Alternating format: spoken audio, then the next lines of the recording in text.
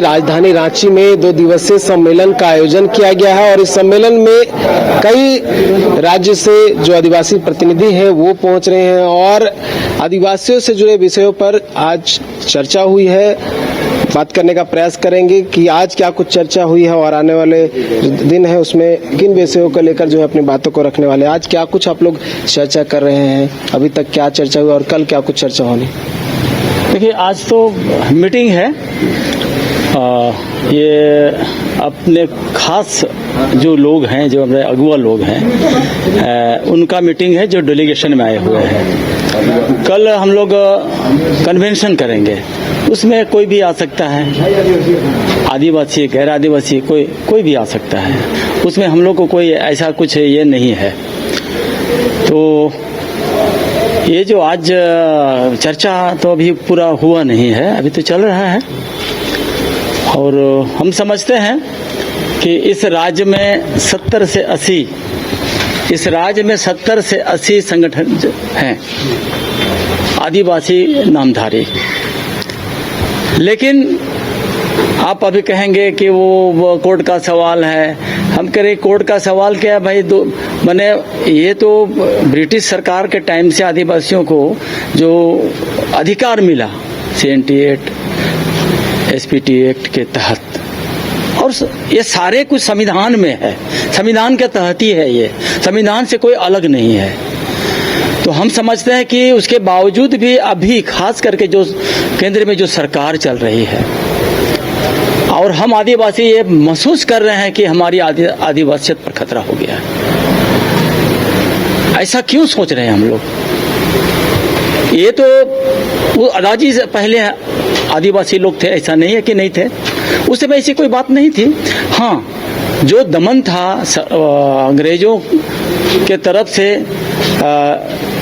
जो कह सकते हैं आप कि हमारे यहाँ जो बहुत संपदाएं लूट के भी चली गए हैं लोग, लेकिन यहाँ के जो संघर्ष हुए हैं उसमें एक बात आप देखेंगे कि जितने भी आदिवासी हमारे महान नेता हुए हैं जिन्होंने आजादी के खिलाफ लड़ा है, वो गुलामी नहीं सहा है, किसी ने अपना सर नीचा नहीं किया है।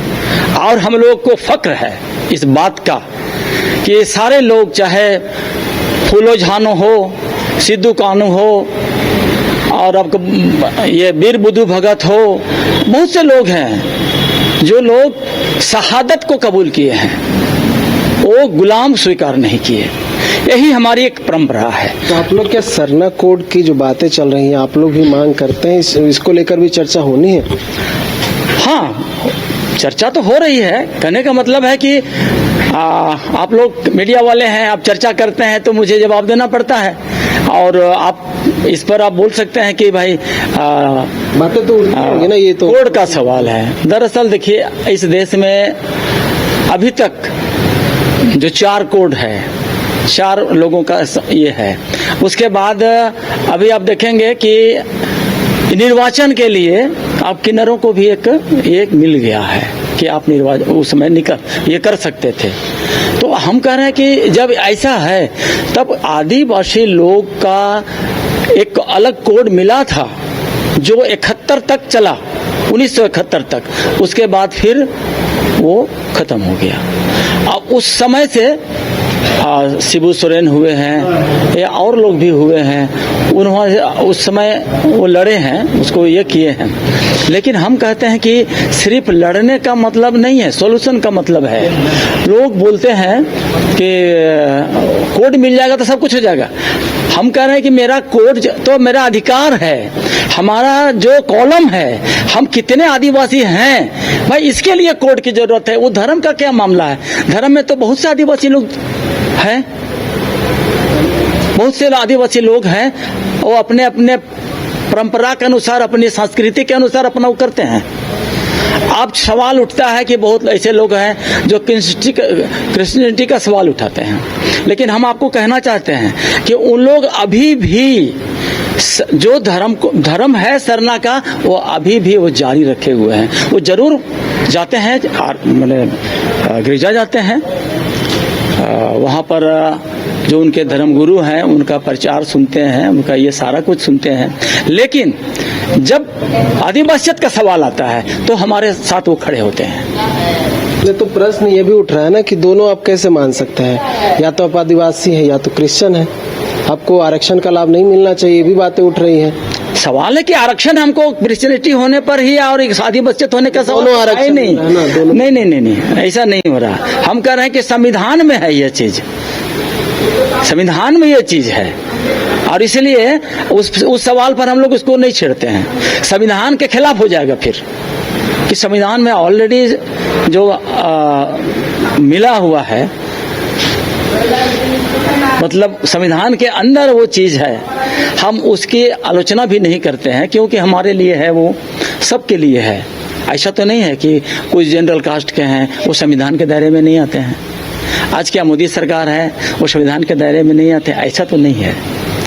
एक जो डिलिस्टिंग का जो मुद्दा उठ रहा है, देखिए ये बात है डिलिस्टिंग का मुद्दा, साफ वो जो मुद्दा उठा रहे हैं ना, वो बोलते हैं कि मैं तो सबसे पक्का हिंदू हूँ। एक बढ़िया में एक मुखिया जी है, ठीक है, वो ज्यादातर अभी इस बात को उछाल रही है, और हम समझते हैं कि इसके अंदर आरएसएस जरूर उसके अंदर में घुसा हुआ। एक कांके का जो इलाका है, हम जानते हैं, हम कांके हम समझते हैं कि 8 दिन में, 6 दिन में, 10 दिन में मैं जाता रहता हूँ, मैं उनके यहाँ भी गया हूँ, है ना। तो हमने जो अपना मिशन रखा, जो अपना हमारा जो ध्येय है कि आदिवासी लोग आज जागरूक नहीं है, जागरूकता उनके अंदर क्यों नहीं आ रहा है कि शिक्षा का प्रसार, उनके पास शिक्षा का अभाव इसलिए है कि वो गरीब हैं। आज जितने बड़े बड़े जो स्कूल खुल रहे हैं वो वहाँ चौखट पर भी नहीं अपना पैर रख सकते हैं। तो कड़िया मुंडा जो मुद्दा उठाए थे, और अभी जो चंपाई सोरेन मुद्दा उठाने वाले हैं डिलिस्टिंग को लेकर, 30 जून से उनका एक अभियान भी चलेगा, तो क्या वो गलत है? हम कह रहे हैं एक बात बताइए, वो खुद रहे हैं चीफ मिनिस्टर, क्या कभी डिलिस्टिंग का मामला उठाए? जब बीजेपी में चले गए तो डिलिस्टिंग का मुद्दा उठाना चाहते हैं, तो आप ही बता सकते हैं। आप ही उनसे पूछिए कि भाई आप जब कम्युनिस्ट बने यहाँ पर चीफ मिनिस्टर रहे तो आपने कभी नहीं उठाया कि डिलिस्टिंग होना चाहिए, लेकिन अब क्यों उठा रहे हैं आप? इसका मतलब साफ साफ है, क्या बीजेपी में चले गए से डिलिस्टिंग का मुद्दा उठा रहे हैं? ये तो बहुत गलत बात है। आप अगर आपकी तब तो छवि ऐसा चला हो जा रहा है कि जब किसी भी बैनर पर आप चले जाएंगे तो कल आप दूसरा मुद्दा उठाएंगे, ये तो ठीक नहीं है, और हम इसकी भर्त्सना करते हैं। तो आपको लगता है कि दोनों लाभ मिलना चाहिए, अल्पसंख्यक का भी मिलना चाहिए और एसटी का भी मिलना चाहिए? नहीं, अब एक बात बताइए, एसटी का क्या लाभ हमको मिल रहा है? अभी आप ये बात बता दीजिए, आरक्षण में क्या हो रहा है? अरे आरक्षण किस बात का? रोजगार के लिए ना आरक्षण है, तो कहाँ रोजगार है जिस पर आरक्षण के लिए हम यहाँ से वहां दौड़ लगाए? हमको बता दीजिए। आप लोग यहाँ से पलायन कर रहे हैं, गुजरात जा रहे हैं, चेन्नई जा रहे हैं, महाराष्ट्र जा रहे हैं, पंजाब जा रहे हैं, क्यों भाई? इसमें क्या आरक्षण है हमको बताइए? सारे लोग जा रहे हैं, ज्यादा से ज्यादा बिहार के लोग जा रहे हैं अभी उन प्रदेशों में, बेंगलोर जैसे, महाराष्ट्र जैसे, आपका ये कर्नाटक में भी बेंगलोर जैसा वो शहर है, वहां भी जा रहे हैं। और जब कोरोना आया तो कहाँ चला गया आरक्षण? सारे लोग मारे गए कोरोना में, और जो सरकार चल रही थी उसने कुछ भी नहीं किया उनके लिए। हम समझते हैं बहुत से व्यक्तिगत तरफ से बहुत लोग किए, लेकिन सरकार के तरफ से ऐसा कुछ नहीं हुआ। हम समझते हैं कि बगलिंग हुआ, मीटिंग में तो 1 बजे तक बगलिंग हुआ, जो कोरोना का जो इंजेक्शन बना है ना, ये तो बगलिंग हुआ। अब जो पूना में जो क्या उसका नाम था, मैं भूल रहा हूँ, उसका वायरस का जो ये था, हाँ, तो उसको उसमें क्या हुआ, लाख रुपये तक भी लेकर के लगवाए, कोई फायदा नहीं हुआ। हम कह रहे हैं कि दवा यहाँ मौजूद था, दवा मौजूद था कोरोना का, लेकिन उस समय दवाइयों का भी रेट बढ़ गया, है ना। और जो एलोपैथी की ही दवाएं थी, हम समझते हैं कि बहुत से, क्या लगता है, मतलब ये जो बेकार के मुद्दे हैं इससे कोई लेना देना नहीं है, आप लोग मतलब क्या समझते हैं? किस मुद्दे पर बेकार का है? मतलब डिलिस्टिंग वाला मुद्दा। हाँ, रियल एस्टेट का सवाल तो एक माने फंडा है, सीधा बात है ना। वो किसी न किसी तरह से अपने लोगों को बांटने की ओर माने वो जा रहे हैं और अपनी नेतागिरी चमकाने की ओर जा रहे हैं, और दूसरा कुछ भी नहीं है।